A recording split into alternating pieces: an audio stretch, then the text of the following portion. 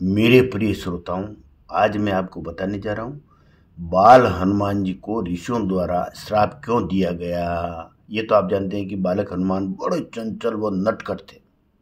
एक तो वे प्रलयंकारी शंकर के अवतार, दूसरे कपिशावक तथा तीसरे देवी देव यानी देवताओं द्वारा प्रदत्त अमोघ वरदान।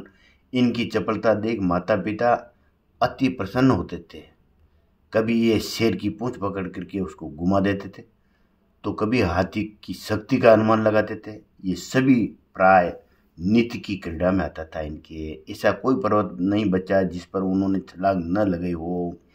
वन के सभी प्राणी इनसे भयभीत थे। ये सभी प्राणियों के प्यारे व हितैषी भी थे। ये एक वृक्ष से दूसरे वृक्ष पर छलांग लगाते हुए सैकड़ों योजन दूर चले जाते थे। वे जब चाहते तब हल्के व भारी हो जाते थे। शक्ति से संपन्न हनुमान जी अनेक ऋषि मुनियों के आश्रम में चले जाते थे और वहाँ पर सब उलट पुलट कर देते थे। जैसे बैठने के आसन बदल देते थे, किसी का मृगचर्म ओढ़ करके पेड़ पर चढ़ जाते थे, किसी का कमंडल लेकर वृक्ष की ऊंचाई पर टहनियों में टांग देते थे।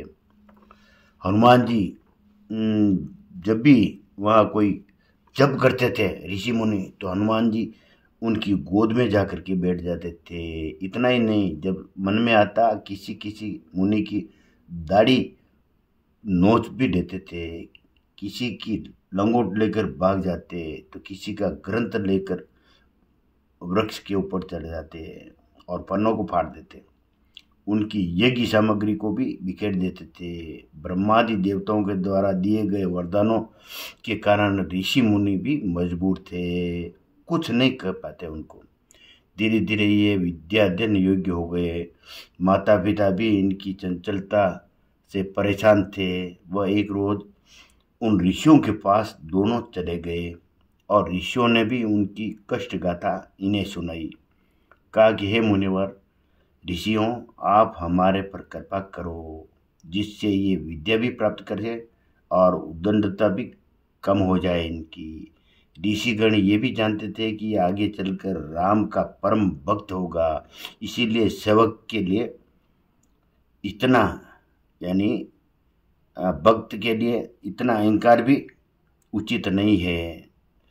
इस पर अंगिरा व भृंगुर ऋषि के वंशज में उत्पन्न हुए ऋषियों ने इन्हें श्राप दे दिया। और श्राप क्या था? हे वानरवीर, तुम जिस बल का आश्रय लेकर हमें सता रहे हो, उस बल को तुम भूल जाओगे। जो कोई तुम्हारे बल को याद दिलाएगा तभी तुम्हारा बल बढ़ेगा, याद आएगा। तभी से इनकी उद्दंडता भी कम हो गई और सभी ऋषिगण भी खुश हो गए। अन्य कपि किशोरों की तरह आश्रमों में शांत भाव से विचरण करने लग गए। धन्यवाद।